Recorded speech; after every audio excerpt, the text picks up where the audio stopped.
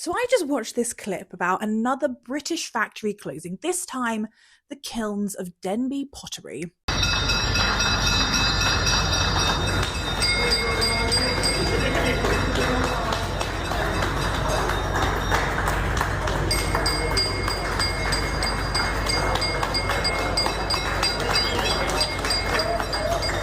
Right.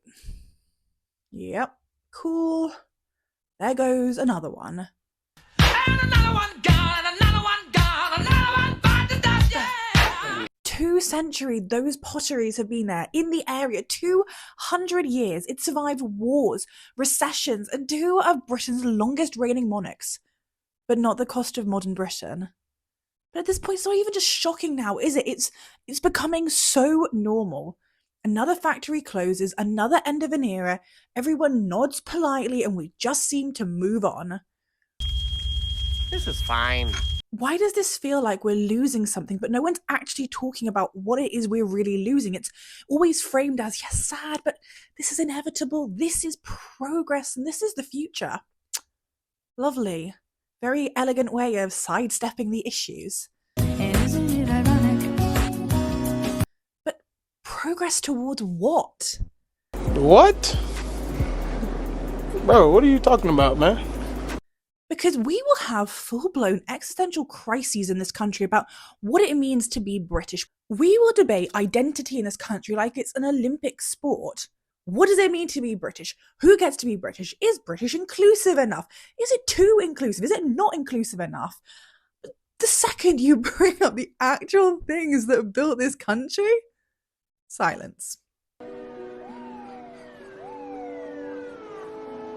Because historically, British identity wasn't some sort of abstract philosophical mood board emoji thing.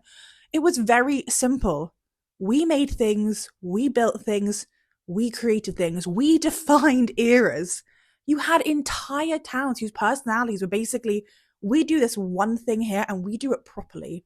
Pottery, steel, textiles, glass, ships, soaps, nurseries, stonemasonries, all going in favour of imported, foreign, cheap mass production. Like, imagine being so iconic that your postcode comes with a skill set. Look at us.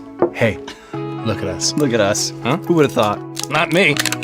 And now we're watching these things disappear one by one with absolutely zero urgency to help companies and manufacturing stay in business. And I hate everything.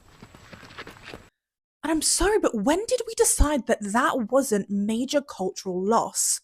These industries are basically the red squirrels of the British economy at this point.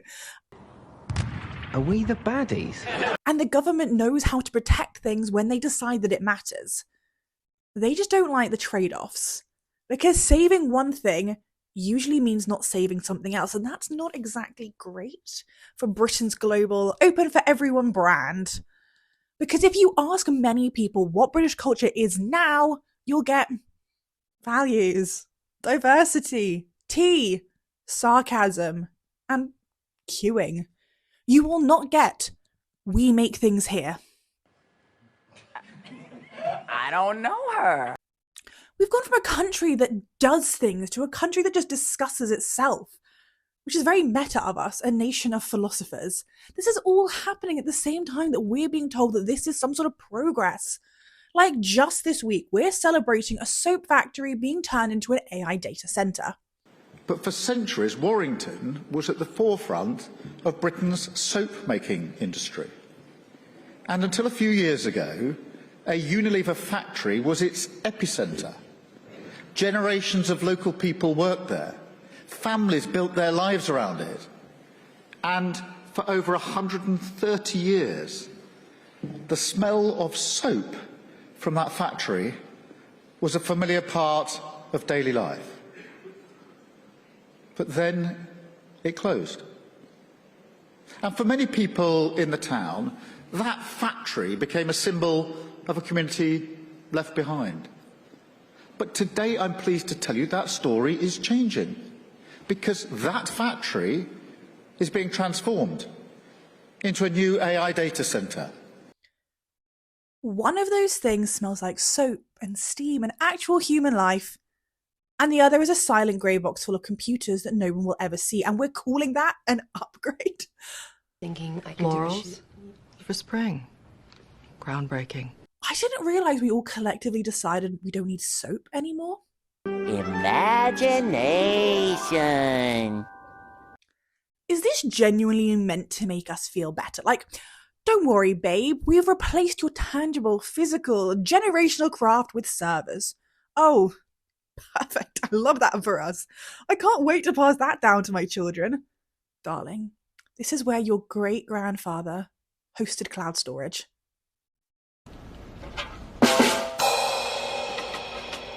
Be serious. Because what exactly is the point of having a culture secretary if culture is only something that we talk about and not something that we protect whilst it's still alive? Why are you the way that you are? Because what exactly are we protecting? We'll reluctantly fund art. We'll fund some exhibitions depending on what the message is. We'll have initiatives, not for everyone, of course, and we will have campaigns provided they are government approved.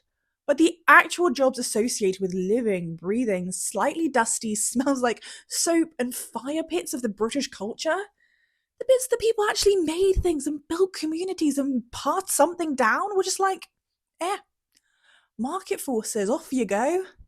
Oops, my bad. And before anyone does the whole, well, we can't keep everything forever, I know. And I'm not pretending that people don't play a role here. Of course we buy the cheaper mug. Costs are brutal at the moment. It's not easy, but this is exactly why this needs to be solved by the government. This was never going to be solved by individuals. If it mattered, it would be a priority. Congratulations, you played yourself. Because what's the point in being in government if you don't want to make the country better? And I'm not saying to freeze Britain in 1952 and just call it a day, but why does it feel like nothing is worth keeping anymore? Why is the default always now cheaper, faster, replaceable? We just move on and never, this matters. This is ours. This is a part of who we are. Because right now it feels like the only time we really value something is when it's already gone. Why is the national strategy for culture basically let it die, film it nicely, add piano music, and call it heritage? It's been 84 years. But over the years, we've never really asked ourselves, what are we willing to lose in modernity?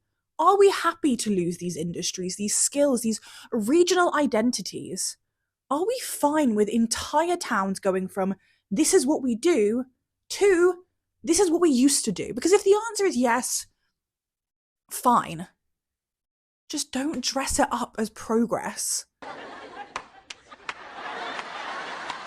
Because right now, what it feels like is this. We are obsessed with defining Britishness while slowly removing all of the things that made it feel like anything at all. And I don't know how long you can keep doing that before you're left with a country that's very good at talking about itself in the past and not very good at actually being anything. But sure, at least we've got another data center. But if the last thing that this country just produces now is, I don't know, discourse, I don't think that's impressive as we think it is. Shortly afterwards, we saw him heading straight towards the mountains, some 70 kilometers away. But yeah, how do we protect these industries? I mean, they are so vital to the British identity. What can we do to help them more? I mean, I think I came across a petition for the ceramics industry, which I'll put in the description below if I did. But yeah, how do we save them? Let me know what you think below, and do think about giving me a like and subscribe, and I'll see you soon.